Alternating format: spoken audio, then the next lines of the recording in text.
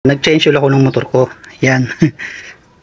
Ito na lang yung oil na natira sa loob ng makina nung din-drain ko yung langis, no. Kaya payo ko lang mga paps, no. Huwag kayong mag-change oil ng napakatagal, no. Ito kasi sa akin tinesting ko lang. So almost months months na, no. Months na yung kasi napabayaan ko nga rin to, no. Wala tayong nakalimutan natin na mag-change oil, no. Huwag niyo kung tutularan, okay? So ayan, no. Yung langis kasi nag-evaporate din lalo sa mga air cooled type na motor, no. Nag-evaporate din ang katagalan. Kaya nangyari sa akin, ayan, no. Kaya ingatan yung mga paps yung mga motor nyo, no. Huwag kayong magtipid.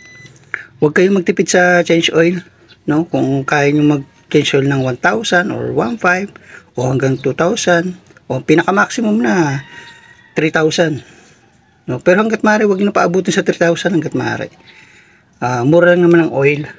Huwag yung katamaran.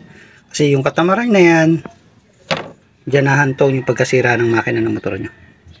Pwede kasing masira, no, kasi nga kulang sa langis. Tingnan nyo gaano ka karami na lang yung natira, no. Halos wala na, oh. Tingnan nyo, no, wala nang 800 ml yan.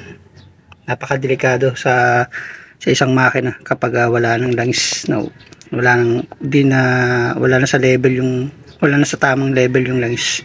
Kaya mga paps, always change oil, okay?